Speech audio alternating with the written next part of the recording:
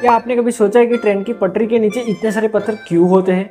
सिर्फ सजावट के लिए नहीं, इसके पीछे साइंस है। इन पत्थरों को बैलेस्ट कहा जाता है। इनका काम है ट्रेन की पटरी को मजबूती देना और उसे हिलने से रोकना। जब ट्रेन तेज रफ्तार से गुजरती है तो जमीन पर भारी वाइब्रेशन और प्रेशर पड़ता है। अगर ये पत्थर ना हो तो पटरी टेढ़ी मेढ़ी हो सकती है। बैलेस्ट पानी को भी नीचे बहने देता है, जिससे बारिश में पटरी डूबे नहीं। और सबसे जरूरी, ये घास फूस को उगने से रोकता है, जो ट्रेन के सिस्टम में रुकावट डाल सकती है। तो अगली बार जब आप रेलवे के ट्रैक के पास जाए, इन पत्थरों को हल्के में मत लीजिए। ये ट्रेन की असली सुरक्षा किंग है। छोटे पत्थर, बड़ी साइंस। अब पता चला।